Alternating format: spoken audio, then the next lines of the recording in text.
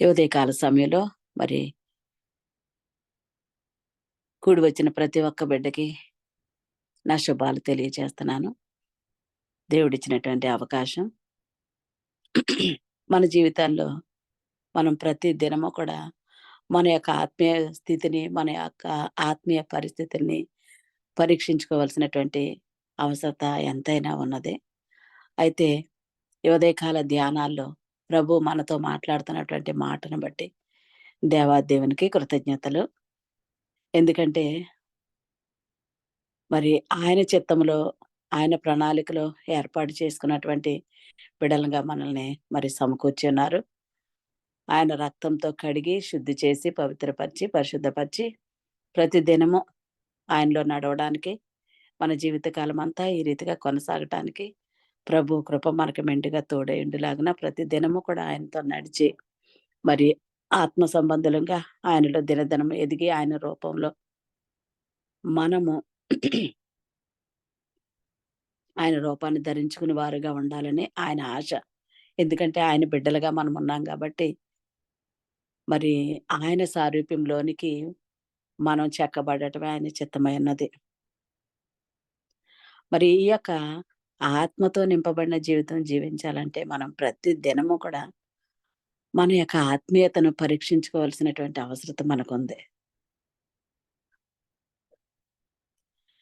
ఎందుకంటే మరి యేసయ్య మరి నిత్యము ఎప్పుడు కూడా ఆయన శిష్యులతో కలిసి వారితో ప్రయాణిస్తూ, వారితో ముచ్చటిస్తూ, అన్ని విషయాలు వారితో షేర్ చేసుకుంటూ నడిచినట్టుగా మనం సువార్తలన్నిటిలో కూడా మనం చదువుతున్నప్పుడు మనకు అర్థమవుతూ ఉంది. అయితే మరి ప్రతి దినము కూడా ఆ శిష్యులతో మరి ఏ రీతిగా అయితే మాట్లాడి ఉన్నారో, అదే విషయాలు మనము లేఖనాలు చదువుతున్నప్పుడు, ఆయన వాక్యాన్ని ప్రతిదినము ధ్యానిస్తున్నప్పుడు మరి మనతో కూడా మాట్లాడుతున్నటువంటి మాటలే, మనతో కూడా ముచ్చటిస్తున్నటువంటి మాటలే ఇవన్నీ కూడాను. ఈ లేఖనాల్లో రాసినవన్నీను. ప్రభువైన యేసు మరి సిలువ వేయబడక ముందు మరి శిష్యులతో కలిసి పస్కా గురించి ఆయన మాట్లాడుతూ ఉంటారు. 3:30 సంవత్సరాలు వారితో కలిసి నడిచినప్పుడు. ఈ శిష్యులందరూ ఆయనతోనే ఉంటున్నారు. ఆయన వైపే నడుస్తున్నారు. అన్నీ చేస్తున్నారు. అయితే సమయం సమీపించిన ఆయన వెళ్ళిపోయే సమయము, ఆయన కార్యం నెరవేర్చే సమయం సమీపించినప్పుడు మరి శిష్యులతో చెప్తున్నప్పుడు ఆ యొక్క మత్తయి సువార్తలన్నిటిలోనూ ఉంటదది. మత్తయి సువార్త 26 అధ్యాయంలో 33 వచనం అలా చూచినట్లయితే గనక శిష్యులతో కలిసి పస్కాను గురించి ఆయన మాట్లాడటం జరుగుతుంది. పస్కాను సిద్ధపరిచే ఆ సమయం గురించి మరి ప్రభు శిష్యులతో మాట్లాడుతున్నటువంటి మాట, ఆ మాట్లాడుతున్నప్పుడు నిజంగా ఈ వాక్యాలు చదువుతున్నప్పుడు మనకు చిన్నప్పటి నుంచి కూడా సండే స్కూల్ అప్పటి నుంచి కూడా మనకి ఆహ్, మరి ఈ లేఖనాల్లో ఉన్నటువంటి ఈ యొక్క పరిశుద్ధుల గురించి, శిష్యుల గురించి వీళ్ళందరి గురించి మనకి తెలుసు. ఎందుకంటే మరి అది చిన్నప్పటి నుంచి వింటున్నటువంటి మాటలే మనం. మరి ఎప్పుడు కూడా నేను చిన్నప్పటి నుంచి మరి మనం క్రైస్తవులుగానే మనం పుట్టాము. చిన్నప్పటి నుంచి మన గృహాల్లో మరి ఇలాంటి వాతావరణంతోనే మనం పెరుగుతాం కాబట్టి నాకైతే క్రిస్మస్, ఈస్టర్ సమయంలో ఎక్కువగా దీని గురించి సిలువ వేయబడటం, పస్కా గురించి మరి వింటున్నప్పుడు ఎప్పుడు కూడా పేతురు గారు ఒక ప్రశ్న కింద ఉండేది. తర్వాత ఎప్పుడు కూడా పేతురు గారి పేతురు అనగానే దుడుకు స్వభావము, తొందరపాటు స్వభావం అనేసి జనరల్‌గా మరి సండే స్కూల్ నుంచి మనం వింటూ ఉంటాము. అయితే ఆహ్, తొందరపాటు మాటలు స్పీడ్‌గా మాట్లాడేసే స్వభావం ఇక్కడ పేతురుది. ప్రభువు చెప్తున్నాడాయనక్కడ. మత్తయి సువార్త 26 అధ్యాయం కాడ వచ్చేటప్పటికి ఆహ్, ఆయన చెప్తున్నారక్కడ. ఆ పస్కా పండుగ అయిపోయిన తర్వాత ఆ ముందంతా చాలా చాలా అద్భుతాలు అవన్నీ జరిగినియి. ఇక్కడ ఆయన చెప్తున్నటువంటి మాట ఆహ్, ఏంటది? "ఈ రాత్రి మీరందరూ నా విషయమే అభ్యంతరపడెదరు. ఏలయనగా గొర్రెల కాపరిని కొట్టుదురు, మందలోని గొర్రెలు చెదరిపోవును. రాయబడి ఉన్నది కదా! అని ప్రభు యథాలాపంగా శిష్యులతో మాట్లాడుతున్నటువంటి మాటలవి. మీరు లేచే వరకు కూడా నేనక్కడుండను. నేను ముందుగానే గలిలయకి వెళ్తాను అని చెప్తున్నప్పుడు ఆయన మాట్లాడుతూ ఉండగానే, ఇక్కడ పేతురు చెప్తున్నటువంటి మాట, "నీ విషయమై అభ్యంతరపడినను నేను ఎప్పుడునూ అభ్యంతరపడనని" ఆయనతో చెప్పగా, యేసు అతన్ని చూచి, "ఈ రాత్రి కోడి కూయక మునుపే నీవు నన్ను ఎరుగనని ముమ్మారు చెప్పెదవని నీతో నిశ్చయముగా చెప్పుచున్నానని." ప్రభు చెప్తున్నటువంటి మాటది. ఎందుకంటే, కోడి కూయక మునుపే అంటే హ్మ్. మన స్వభావాలు కూడా అలాగే ఉంటాయి. వాక్యం ప్రార్థిస్తున్నంత సేపు దేవునిలో, వాక్యం ధ్యానం చేస్తున్నంత సేపు దేవుని ఆత్మతో నడిపింపబడతాము. సంఘానికెళ్ళినప్పుడు, వాక్యాలు వింటున్నప్పుడు మన ఆత్మ చాలా ఉత్సాహంగా ఉంటది. ఉద్రేకంగా కూడా ఉంటది. ఆ ఉద్రేకతతోనే కొన్ని కొన్ని మాటలు మాట్లాడేస్తూ ఉంటాం. నేనేమైనా సరే ఇలా చేయాలి, ఏమైనా సరే అలా దేవుని కొరకు నిలబడిపోవాలని. కానీ అలాంటి విషయాలకొచ్చేటప్పటికి నిలబడి వారంగా మనం ఉండగలుగుతామా అంటే, అది చెప్పలేనటువంటి స్థితనమాట. అంటే ఒక విధమైనటువంటి గిల్టీనెస్సే. ఈ తొందరపాటుతనం మనలో కూడా ఉన్నది. వాక్యం చదువుతున్నప్పుడు ఎప్పుడూ కూడా మన క్యారెక్టర్స్ అక్కడ ఎక్కడున్నాయి, మనకి ఏ విధంగా మనం అలా చేస్తున్నాం అన్నది గ్రహించుకున్నట్లయితే, ఈ పేతురు స్వభావం నాలో స్పష్టంగా కనబడుతూ ఉండేది ఎప్పుడు కూడాను. పేతురంటే నాకు ఇష్టం కూడాను. ఎందుకంటే ఎంతో ప్రేమించాడు పేతురు. కానీ ఆ స్పీడు, తొందరపాటు, మాటలు అనేక సార్లు మనం కూడా ఆ విధంగానే ఉంటాము. ఎందుకంటే ఎ ప సిలువ వేయబడక ముందే ప్రభువైన యేసుని ఆయన నిన్ను ఎరగనని, ఆయన్ని నేను ఎరగనని ముమ్మారు మరి బొంకటం అనేది మనకక్కడ స్పష్టంగా కనబడుతుంది. కానీ ప్రభువు మరి చెప్పినటువంటి మాట, "నువ్వు నిశ్చయముగా నన్నెరగనని నువ్వు బొంకుతావని" చెప్తున్నప్పుడు, పేతురు తొందరపాటుతనం ఏదేమైనప్పటికీ నేనలా మాట్లాడను. అది ఒక విధంగా తొందరపడి మాట్లాడటం అనేది గర్వంతో వస్తున్నటువంటి మాటలు. ఆ! ప్రార్థనా జీవితం లేనటువంటి మాటలవన్నీను. అంటే ప్రభువుతోనే ఉంటున్నాడు పేతురు. ప్రభువుతోనే నడుస్తున్నాడు. కానీ ప్రార్థనా జీవితంలో గాని, మరి ప్రభువుతో మరి నడుస్తున్నప్పుడు వారు గ్రహించుకోలేనటువంటి వారుగా ఉన్నారు కాబట్టి, నిరుత్సాహంతో ఉన్నటువంటి జీవితాలే ఈ 3:30 సంవత్సరాలు వారు జీవించి ఉంటారేమో అని నేను అనుకుంటూ ఉంటాను. అయితే ప్రభువుకి తెలుసు. మన స్వభావాలు ఎలాంటివో ప్రభువుకు బాగా తెలుసు. మన మనస్తత్వం, మన ఆలోచనలు, మన ఊహలు, మన ఉద్దేశాలు, మన తలంపులేంటి, మనం నిలబడగలమా లేదా దేవునిలో అన్నీ తెలుసు ప్రభువుకి. అన్నీ తెలిసినప్పటికీ కూడా పేతురుని మరి తన ప్రక్కనే ఉంచుకొని ఎంతో ప్రియమైనటువంటి శిష్యుడిగా పేతురు అక్కడ ఆయన దగ్గర ఆయనతో నడవటం జరిగింది. కానీ ఆయనలో ఉన్న పిరికితనం గాని, ఆయనలో ఉన్నటువంటి దురుకుతనం గాని ఎక్కడ మార్పు రావట్లేదు. ఇష్టం అంతే. సో, కొన్ని కొన్ని సార్లు మనం కూడా మార్పు లేకుండా మనం ఉంటున్నామేమో నిజంగాను. అంటే ఇష్టం. వాక్యం అంటే ఇష్టం, ప్రార్థన అంటే ఇష్టం, ఆలయంకెళ్ళడం అంటే ఇష్టం, వినడం అంటే ఇష్టం. కానీ వెంబడించే వారంగా మనం ఉండట్లేదేమో! ఒక్కొక్కసారి మరి ఈ పేతురు గారి గురించి తలంచినప్పుడు అలా అనిపిస్తూ ఉంటది. యోహాను సువార్త 21 అధ్యాయం 15, 17 వచనాలు మనం చూసినట్లయితే, అక్కడ పేతురు స్వభావం ప్రభువుకు ముందే తెలిసినప్పటికీ కూడా, ఇక్కడ పేతురుకి ఒక బాధ్యత అప్పగించడానికి కూడా ప్రభు మరి సిద్ధపడిపోయినట్లుగా మనం ఇక్కడ చూస్తూ ఉంటాము. ఎందుకంటే హ్మ్. తన గొర్రెలను మేపే బాధ్యతని ప్రభువు పేతురికి అప్పగించడం కొరకు ఆయన సిద్ధపడుతున్నారు. ఎందుకంటే ఆయన స్వభావం తెలుసు. ఆయన దుడుకుతనం గురించి తెలుసు. అయినప్పటికీ ప్రభు అక్కడ ఒక ప్రశ్న అడుగుతున్నారక్కడ. యోహాను సువార్త 21 అధ్యాయం 15, 17 వచనాలను చూసినట్లయితే, వారు భోజనం చేసిన తర్వాత యేసు సీమోను పేతురుని చూచి, "యోహాను కుమారుడివైన సీమోను, వీరికంటే నీవు నన్ను ఎక్కువగా ప్రేమించున్నావా?" అని అడుగగా అతడు, "అవును ప్రభువా! నేను నిన్ను ప్రేమించుచున్నానని నీవే ఎరుగుదు" అని ఆయనతో చెప్పాడు. యేసు నా గొర్రెలను మేపమని ఆయనతో చెప్పెను. మర మరలా ఆయన, "ఈ యోహాను కుమారుడివైన సీమోను, నన్ను ప్రేమించుచున్నావా?" అని రెండవసారి అతనిని అడగగా, అతడు, "అవును ప్రభువా! నేను నిన్ను ప్రేమించుచున్నానని నీవే ఎరుగుదువని" ఆయనతో చెప్పెను. ఆయన నా గొర్రెలను కాయుమని చెప్పెను. మూడవసారి ఆయన, "యోహాను కుమారుడివైన సీమోను, నన్ను ప్రేమించుచున్నావా?" అని అతనిని అడిగాను. నన్ను ప్రేమించుచున్నావా అని మూడవసారి తన్ను అడిగినందుకు పేతురు వ్యసనపడి, "ప్రభువా! నీవు సమస్తము ఎరిగిన వాడవు. నిన్ను ప్రేమించుచున్నానని నీవే ఎరుగుదువని ఆయనతో చెప్పాను. ఆయన అడిగినటువంటి ప్రశ్న ఒకటే. అన్నిటికంటే మరియు అందరికంటే నన్ను ఎక్కువగా ప్రేమిస్తున్నావా? అని అడుగుతున్నటువంటి ప్రశ్న. ఆయనకున్న ఆసక్తి, ఆయనకున్న బలహీనత ప్రభువు ఎరిగినటువంటి వారు గనుక, ఈ పేతురు గారికి మరి ఆ గొర్రెలను మేపే బాధ్యతను కూడా అప్పగించాలని ప్రభు ఆశిస్తున్నారు. నిజమే. మనం కూడా సరిపోయినటువంటి వారమా? కాదా? అన్నది కాదు గానీ, మన యొక్క స్థితి ప్రభువుకి తెలుసు.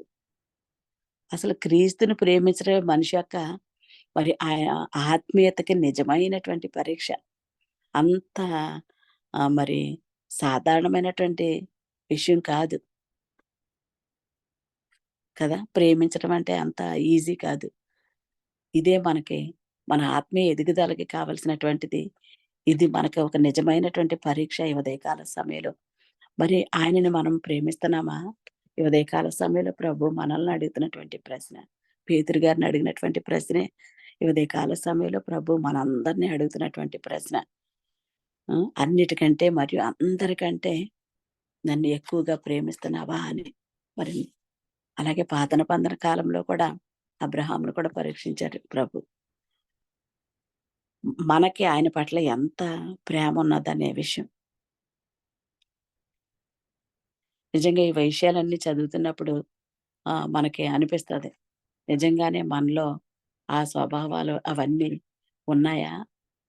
మనం చాలా సార్లు మరి, మరి చర్చెస్‌కి వెళ్తున్నప్పుడు మరి ఒక వ్యక్తి సంఘంలో ఒక బిషప్ గానో, సమర్పణ కలిగినటువంటి సేవకుడిగాను, మరి ఉన్నతమైనటువంటి స్థితి పొందినటువంటి ఆత్మానుసారమైనటువంటి మనుషుల్ని మనం చూచినప్పుడు, అంతే కాకుండా మరి ఈ యొక్క Bible training, Bible degrees, evangelical సెమినరీలో చదివినటువంటి వారిని, ఒక పాస్టర్స్‌గా ఫుల్ టైమ్ సేవకులుగా ఉన్నటువంటి వారిని చూచినప్పుడు, మరి మనకనిపిస్తూ ఉంటది. ఎలా ఉంటదంటే, మనకి యొక్క ఇది ఎదుటి వ్యక్తుల్ని చూసి గమనించుకునే స్థితి నేచురల్‌గా మనలో ఉంటదది. అది ఎలా ఉంటదంటే, ఆ ఎదుటి వ్యక్తి చెప్తున్నటువంటి వ్యక్తి కూడా బలహీనులే వాళ్ళు కూడాను. కానీ ప్రభువునందు ప్రయాసపడి ఆయన సేవ చేయాలని ఒక ఆశతో ముందుకు సాగుతూ ఉన్నప్పుడు ఆహ్, హ్మ్, ఆహ్, వాళ్ళ వాళ్ళలో ఉన్నటువంటి బలహీనతలు ఏదన్నా ఉంటే అవి మనకి ఎఫెక్ట్ ఇస్తాయి గానీ, వాళ్ళు చెప్తున్నటువంటి విషయాలు మనకి ఎక్కువగా మన మీద ప్రభావం చూపించే విధంగా కూడా మనకు అనిపించదు. కారణం ఏంటంటే, మనలో ఉన్నటువంటి వీక్‌నెస్ అనమాట.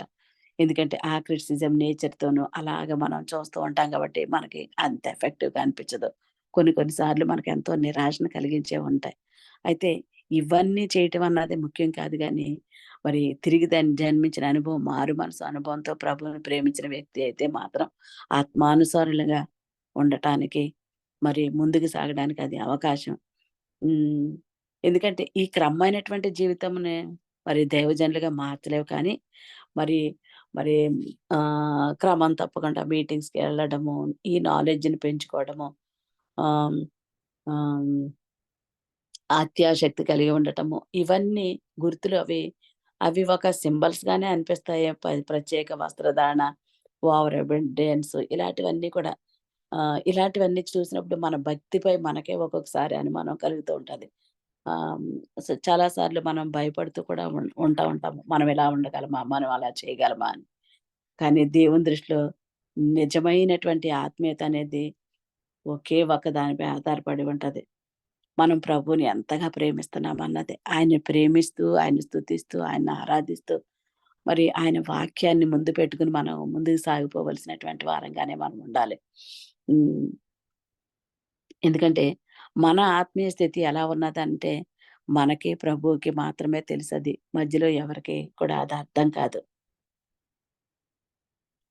ఇంకా ఈ ఉదయకాల సమయంలో మరి ఎందుకో మరి ప్రభు మనల్ని అడుగుతున్నటువంటి మాట ఇది. ఇది నాకు చాలా ఇష్టమైనటువంటి మాట.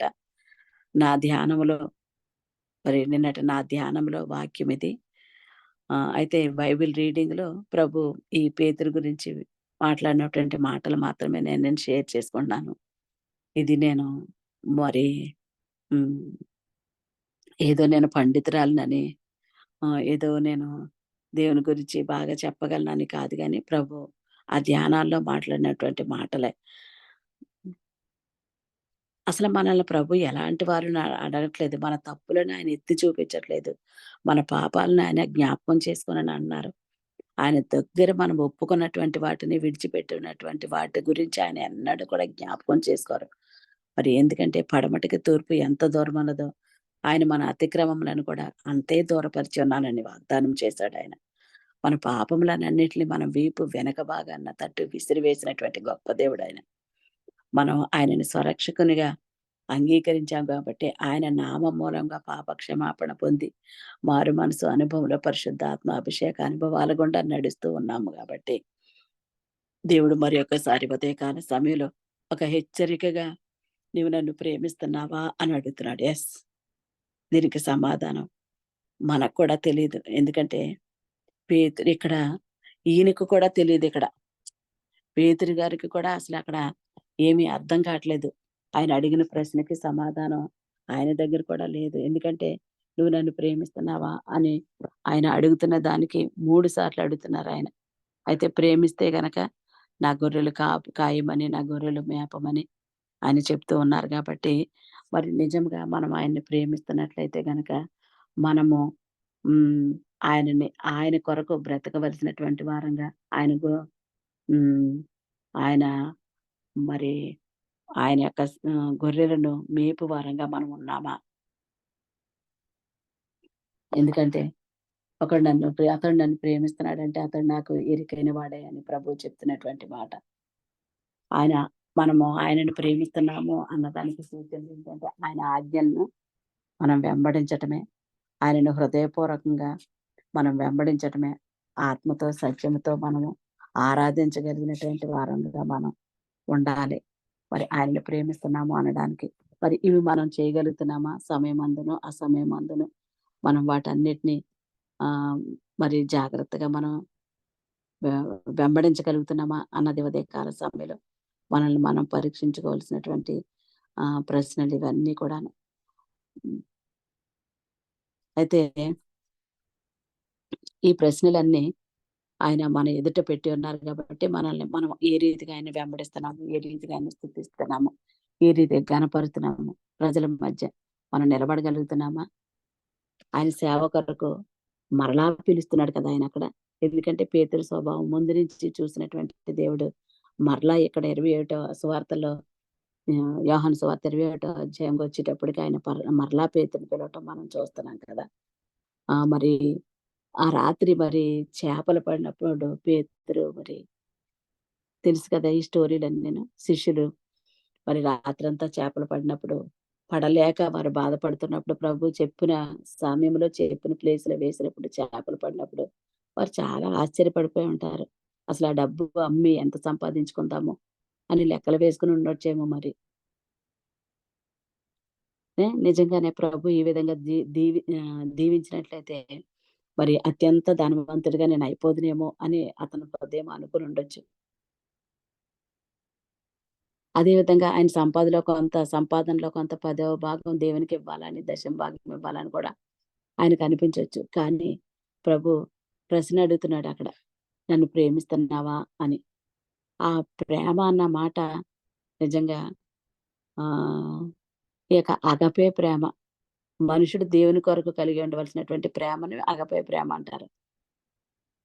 మరలా దాని కొరకు ఇంకా బలహీనమైనటువంటి పదాలు కూడా ఉన్నాయి అక్కడ. ఫిలియో ప్రేమని ఇవన్నీను. అంటే ఈ ప్రేమ ఒక స్నేహితుని పట్ల కలిగి ఉండవలసినటువంటి ప్రేమ కలిగి ఉన్నదా అని అడుగుతున్నాడు. ఇదే ప్రశ్న రెండోసారి అడుగుతున్నాడు. మరలా ఆయన చెప్పిన సమాధానం అదే. మూడోసారి ప్రభు అతని స్థాయికి వచ్చి ఆయన నా కొరకు ప్రేమించగలవా అని అడగటం కొరకు మూడోసారి అడిగేటప్పటికి ఈ పేతురు గారికి ఆ ముందున్నటువంటి ఆ యొక్క దుడుకుతనము ఇదంతా తగ్గుతూ మరి ఆ గర్విష్టితనము అన్నీ కూడా తగ్గటం, అతిశయపడే స్వభావం తగ్గటం ఇవన్నీ కూడా మరి విరగగొట్టబట్టం మనం చూస్తున్నాము. ప్రభువా! అది నీకు మాత్రమే తెలుసు. నేను ప్రేమిస్తున్నానో లేదో నీకు మాత్రమే తెలుసు అని తగ్గించుకొని అడగటం మొదలుపెట్టాడు. చెప్పడం ప్రారంభించాడు. నిజమే కదా! ఆయనకి మాత్రమే తెలుసు మన ప్రేమ. ఒక్కొక్కసారి మనం దేవుడిని ప్రేమిస్తున్నామా లేదా అన్న విషయం మనకు కూడా అర్థం కాదు. ఎందుకంటే మనం ఆయనలో దీనులుగా ఉన్నప్పుడు మన హృదయం అంతరంగం ఎరిగినటువంటి దేవుడు కాబట్టి, ఆ అంతరంగం ద్వారా దేవుడు మనతో మాట్లాడుతూ ఉంటాడు. ఆ స్వరాన్ని వినగలిగే స్థాయిలోనికి మనం దిగాలి. అప్పుడు మాత్రమే మనం కనుగొనగలము ఆయన ప్రేమను. ఎందుకంటే, మనము ఈ యొక్క భక్తి జీవితము జీవించినంత మాత్రాన మనము మరి ఆయనను ప్రేమిస్తున్నాము అని మనం చెప్పలేము. ఎందుకంటే, ఒక క్రైస్తవులుగా మరి భయపడి ఇలా చేయపోతే ఏమవుతదో, అలా చేయపోతే ఏమవుతదో అన్న భయంతో మనం ముందుకు సాగుతున్నామేమో. కానీ ప్రభు ప్రేమ అలాంటిది కాదు. మనం ఎలాంటి వారమైనప్పటికీ ఆయన మనల్ని క్షమించి, మనం బలహీనులమని తెలుసు. మనం ఏ విషయంలో బలహీనులంగా ఉంటున్నామో, ఏ విషయాల్లో పడిపోయే వారంగా ఉంటున్నామో, ఏ విషయంలో పదే పదే ముమ్మారు బొంకువారంగా మనం ఉంటున్నామో ఆయనకు తెలుసు. అయినప్పటికీ ప్రభు మనల్ని ఎంచుకున్నాడు. ఈ ఉదయకాల సమయంలో ప్రభు ప్రత్యేకించినటువంటి వారంగా మరి ఈ యొక్క గ్రూప్‌లో మరి కూడి ప్రార్థించాలని ఒక ఆశతో, ఒక ఆసక్తితో కొనసాగిస్తున్నటువంటి యవ్వన తల్లులని బట్టి దేవుడు ఎంతగానో సంతోషిస్తున్నాడు. మరి యవ్వన తల్లులుగా ఉన్న మీ మీద దేవునికున్నటువంటి ఆశలు ఎన్నో నిజంగాను. అందుకనేసే నువ్వు నన్ను ప్రేమించినట్లయితే నువ్వు నా గొర్రెలను కాయి, నా గొర్రెలను మేపు అని చెప్పడం జరుగుతుందక్కడ. అక్కడ మనము ప్రేమిస్తున్నామా లేదన్నది దేవునికి మాత్రమే తెలుసు. మనము ఆయన వాక్యాన్ని వింటూ, ఆయన అడుగు జాడల్లో నడుస్తూ, ప్రతిదినము మనం ఏమి నేర్చుకుంటున్నామో, ప్రతిదినము ఏది మన దేవుడు మనతో మాట్లాడుతున్నాడని గ్రహించుకొని, వాటిలో మనం కొనసాగు వారంగా, మనం ముందుకు సాగు వారంగా మనము ఉందాము. ఎందుకంటే ప్రభువు మనకిచ్చినటువంటి మాట ఇదంతా కూడాను. ఎందుకంటే ఈ రోజుల్లో దేవునితో ముఖాముఖిగా మాట్లాడే అనుభవం చాలా అరుదైపోతుంది కదా! నిజంగా మనం కూడా ప్రభుతో ముఖాముఖిగా సంధించే అనుభవాలు మరి ఎప్పుడు మనం పొంది ఉన్నామో, ఎప్పుడు రక్షణ పొంది ఉన్నామో, ఎప్పుడు పరిశుద్ధాత్మ అభిషేక అనుభవాలు గుండా ఉన్నామో, మరి ఇప్పుడు మన పరిస్థితి ఏంటి? ఆ మొదటి రోజుల్లో ఉన్నటువంటి అనుభవము, దేవుణ్ణి అంగీకరించిన అనుభవము, పరిశుద్ధాత్మ అభిషేక అనుభవము ప్రతిదినం మనలో ఉంటుందా? అని మనం గమనించుకున్నట్లయితే ప్రతిదినము అలాంటి అనుభవంలోనే దేవునితో ముఖాముఖిగా సంధించే అనుభవంలోనే మనం ముందుకు సాగిపోయే వారంగా ఉందాము. మరి మరి పిరికివాడు ఉద్రేకపూరితుడైనటువంటి మరి ఈ పేతురు గారు పెంతెకొస్తు అనుభవం తర్వాత పరిశుద్ధాత్మతో నింపబడిన వాడే. మరి ఆ యొక్క పరిశుద్ధ గంభీరత్వం కలిగిన వాడే. మరి ఆహ్, ఆయన యొక్క సాటిలేని వాగ్దాటి కలిగినటువంటి వాడిగా మరి ఆయన ముందుకు సాగారు. ఆ పరిశుద్ధాత్మ అభిషేక అనుభవం, పెంతెకొస్తు అనుభవం తర్వాత మరి ఆయన మరి అదే రీతిగా మరి ఆ సువార్తలన్నిటిలో అపోస్తల కార్యాల్లో కూడా చదువుతున్నప్పుడు పేతురు గారి గురించి ఇంకా బాగా తెలుస్తది. ఆయన దేవునిలో ఎలా నడుస్తున్నాడు. హ్మ్. అయితే లోతు లేని పరిస్థితులు మన చుట్టూ ఉన్న పరిస్థితులు మనకు అనుకూలతగా లేకపోయినప్పటికీ, దేవుని కొరకు మనం లోతైన వాంఛతో, ఆత్మీయ ఆకలితో కూడి, ఆత్మీయ ఎదుగుదలకు మనకి మన జీవితాల్లో ఎంతైనా అవసరము. ఎందుకంటే పరిస్థితులు మనకు అనుకూలించవు. మన పరిసరాలేంటి, మన సరౌండింగ్స్ ఏంటి, మన చుట్టూ ఉన్న వాతావరణము, మరి కొన్ని కొన్ని సార్లు డ్రై అయిపోయినట్టుగా అయిపోతుంది ఆత్మీయ స్థితి. అలాంటి పరిస్థితుల్లో కూడా మనము ఆయన ఆత్మీయతలో మనం ఎదగటం కొరకు ప్రభు మనకిచ్చినటువంటి అనుభవాన్ని జ్ఞాపకం చేసుకుంటూ, ఆ పెంతుకొస్తు అనుభవం మన జీవితాల్లో కూడా ఉంది గాబట్టి, ఆ జీవిత అనుభవాలను మనం ప్రతిదినము జ్ఞాపకం చేసుకుంటూ, మరి ఎందుకంటే ఆయన నాకు మొరపెట్టుము నేను నీకు ఉత్తరం ఇచ్చేదను. నీవెరుగని గూఢమైన సంగతులను నీకు చూపిస్తాను అని దేవుని వాగ్దానాలున్నాయి. ఈ వాగ్దానం మన కొరకే సిద్ధపరిచినటువంటి వాగ్దానం. మనం అన్నిటిని ప్రక్కన పెట్టి ఆత్మీయ శుద్ధీకరణతో మరి మనము దినదినము నూతన పరచబడుతూ, తిరిగి తిరిగి ప్రతి దినము నింపబడిన వారంగా దేవునికి సమీపించు మరి ఆ సమయము కొరకు మనం ఎదురు చూస్తూ ప్రతి దినము ఆయనలో ముందుకు సాగేలాగా మరి ఈ దినము నువ్వు నన్ను ప్రేమిస్తున్నావా అన్న ప్రశ్నని దేవుడు మనకేసాడు గాబట్టి, ఈ ప్రశ్నకి జవాబు మన హృదయాల్లో మనము మరి ఈ వాక్య ధ్యానాల్లో, ఈ ప్రార్థన ధ్యానాల్లో మనం వెతుక్కుంటూ ఆయనని నిజముగా ప్రేమించు వారముగా, నాకు నిజముగా మొరపెట్టు వారికి నేను సమీపంగా ఉన్నానని చెప్తున్నటువంటి దేవుడు, మనము నిజముగా ప్రేమించు వారంగా ఉండాలని కూడా ఆశిస్తున్నాడు గాబట్టి, మరి మరి పూర్ణ మనసుతో, పూర్ణ ఆత్మతో, పూర్ణ బలముతో మనము ఆయనలో ముందుకు సాగిపోయే వారంగా మనం ఉందాము. ఈ ఉదయకాల సమయం ప్రభువు మనకిచ్చినటువంటి హెచ్చరికని మనం జ్ఞాపకం చేసుకుంటూ, ఆయన సన్నిధిలో ప్రతి దినము మన ఆత్మీయ స్థితిని ఎదగడానికి కావలసినటువంటి అనుకూలతల్ని మనమే సమకూర్చుకుంటూ, మనల్ని ప్రోత్సహించే వారు ఎవరు ఉండరు. మనల్ని ఏ విషయంలోనూ, ఏ విధంగానూ కూడా లోక సంబంధంగా ప్రోత్సహించే వారు ఉంటారు గానీ, ఆత్మ సంబంధమైన ప్రోత్సాహము, ఆత్మ సంబంధమైన ప్రేరణ ఇవన్నీ కూడా పరిశుద్ధ లేఖనాల ద్వారానే మనకు కలుగుతాయి గాబట్టి, మరి మనం పట్టుకున్నటువంటి వాక్యాన్ని, మనం పట్టుకున్నటువంటి రక్షణని మనము అంతం వరకు కొనసాగటానికి మరి మనము ప్రయాసపడే వారంగా ఉందాము.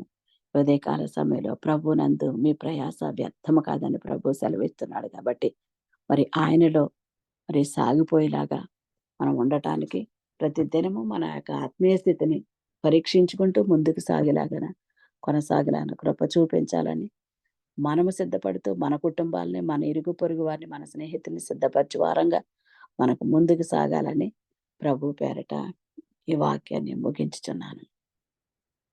ఆమేన్. ఆమేన్. చిన్న ప్రార్థన చేసుకొని ముగిస్తానండి. ప్రేమగల తండ్రి, మహోన్నతుడా, గొప్ప దేవుడవైన దేవా నీకు వందనాలు. ప్రభా మా ఆత్మీయ స్థితిని పరీక్షించుకునే సమయాన్ని మీరు మాకిచ్చారు నాయన. ప్రభా ఈ ఉదయకాల సమయంలో ప్రభా ఇదిగో నా తండ్రి మా ఒక్కొక్కరిని మీరు అడుగుతున్నటువంటి మాట, ఇదిగో డేజీ నువ్వు నన్ను ప్రేమిస్తున్నావా?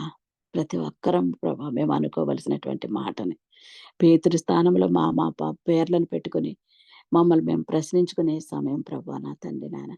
మిమ్మల్ని హృదయం అంతటితో ప్రేమించే వారంగా, హృదయం అంతటితో నిన్ను స్తుతించే వారంగా, హృదయం అంతటితో నిన్ను ఆరాధించి గనపరిచే వారంగా, అంతం వరకు నిలబడే వారంగా, నీ సాక్షులుగా నాయన మా కుటుంబాల్లో నీ సాక్షులుగా, మా ఇరుగు పొరుగున స్థలాల్లో నీ సాక్షులుగా, మా సంఘాల్లో నీ సాక్షులుగా, మా స్నేహితుల మధ్య ప్రభా చేయుచున్న ఉద్యోగ స్థలాల మధ్య, పని స్థలాల మధ్య నీ స్నేహితులుగా ఉండటానికి ప్రభా నా తండ్రి నాయన కృప చూపించండి నాయన. ప్రభా నా తండ్రి నీకు ప్రియమైన వారంగా మేము ఉండటానికి, దేవా నిన్ను ప్రేమించే వారంగా మేము ఉండటానికి కృప చూపించండి. మా ప్రతి పరిస్థితి ఎరిగిన దేవుడవు నాయన. ప్రతి పరిస్థితికి కూడా మీరు చాలిన దేవుడవు నాయన. నీకు వందనాలు. స్తుతులు నాయన, స్తోత్రములు ప్రభా. ఆత్మస్వరూపుడవైన దేవ, పరిశుద్ధ ఆత్మ తండ్రి, జీవాధిపతివైన దేవ, జీవ జలముల ఊటగా మా మధ్యకొచ్చావయ్యా.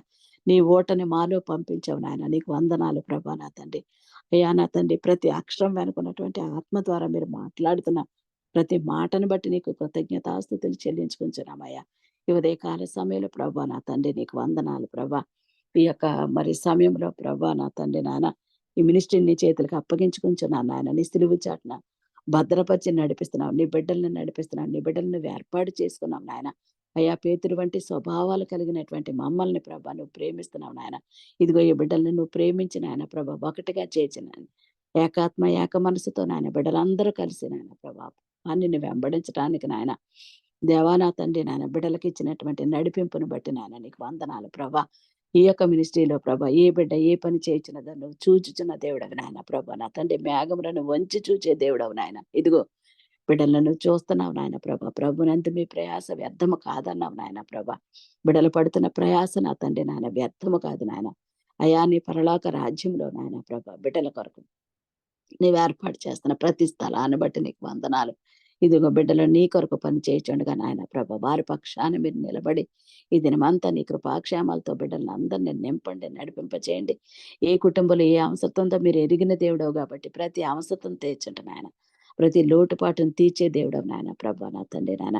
యెహోవా నాయన నేను నీ కాపు చేయుచున్నాను, ప్రతి నిమిషం నీరు కట్టుచున్నాను. ఎవరును దాని మీదకి రాకుండానట్లు దివారాత్రం దాన్ని కాపు చేయుచున్నాను నా వాగ్దానం బిడ్డల జీవితాల్లో నెరవేర్చి నీ కాపుదల, భద్రత, నెమ్మది కుటుంబాల చుట్టూ నీ అగ్ని ప్రాకారాల నుంచి నడిపించి అయ్యా నా తండ్రి వారి హృదయాలకి నెమ్మదినిచ్చిన ఆయన, ఆ హృదయాల్లో కలవరాలను తొలగింపచేసిన ఆయన. ఇదిగో నా తండ్రి నాయన మా ప్రభా హృదయాలకి కాపుదలిచ్చి అయా తొలగిపోకుండా తొట్టిపోకుండా ఉండే కృపనిచ్చిన ఆయన నడిపింప చేయవలసిందని నాయన నీ సమృద్ధి జ్ఞానంతో నింపి నడిపింపచేసి దీని ఆశీర్వచనాలతో నింపి నడిపింప చేయవలసిందని నజరేయుడైన సర్వశక్తి గల యేసు నామములో ప్రార్థించి బ్రతిమలాడి యాచించి ఈ ప్రార్థనలన్నీ నీ చేతులకు అప్పగించుకొనుచున్నాను తండ్రి. ఆమేన్.